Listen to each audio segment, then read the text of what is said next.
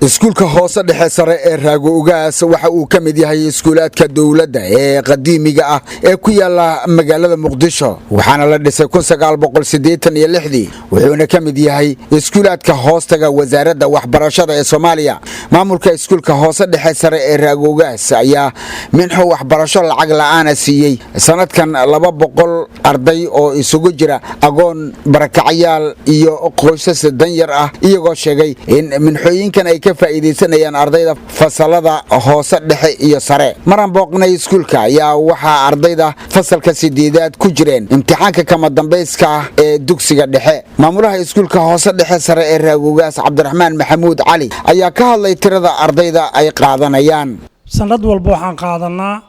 arday Soomaaliyeed oo kuwaas oo u talagalna dadka danyarta sanadkan waxaan ku talagalnay marka 200 oo arday inaan qaadan kuwaas oo laga soo xulayo ardada aan iska bixi karin lacagta fiiga ama agoon haadeen ama danyar haadeen ama duruufo kale ha ku hareereysnaadeen 200 arday aan u talagalnay inaan siino waxbarasho firiya qaar ka mid ah waalidiinta iyo ardayda waxbarashada lacag la'aanta ayaa u mahad celiyay maamulka iskuulka iyagoo tilmaamay in baahi weyn ay u qabeen waxaan kamid ahay waalidiinta ardayda iskuulka Raago Ugaas ay u dhigtaan iskuulka oo u mahad celinaa waxbarasho lacag la'aan ayaa la siiyay waa u mahad celinaynaa iskuulka Raago Ugaas iyo maamulkiisa iyo macallimiintiisa waalidiintu waxay aad ugu faraxsan yihiin lacag la'aanta ay ku baran ardadooda waxbarashadii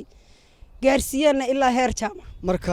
waan u mahad celinaa iskuulka iyo maamulka iyo macallimiinta iyo dhammaan wasaaradda waxbarashada iyo wixii maaragtay waxbarashada ka shaqeeyo dhan assalaamu calaykum maamulaha iskuulka hoose dhexe sare ee Raago Ugaas Cabdiraxmaan Maxamuud Cali ayaa ka hadlay taariikhda iskuulka iyo marxaladihii uu soo maray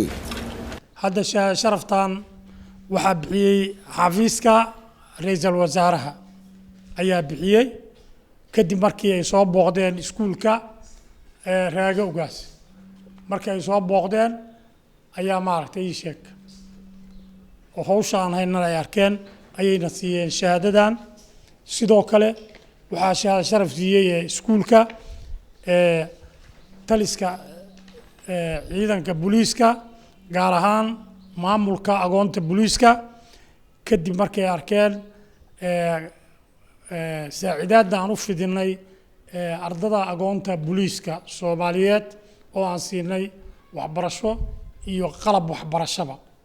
iskuulka hoose dhexe sare ee Raago Ugaas ayaa waxa uu ku yilay inta aan halka hadda uu ku yaalan laga dhisin dhabarka dambe ee Soomaali Fruit ee dekada weyn ee Muqdisho Muuse Cusmaan Abtow telefishinka qaranka Soomaaliyeed Muqdisho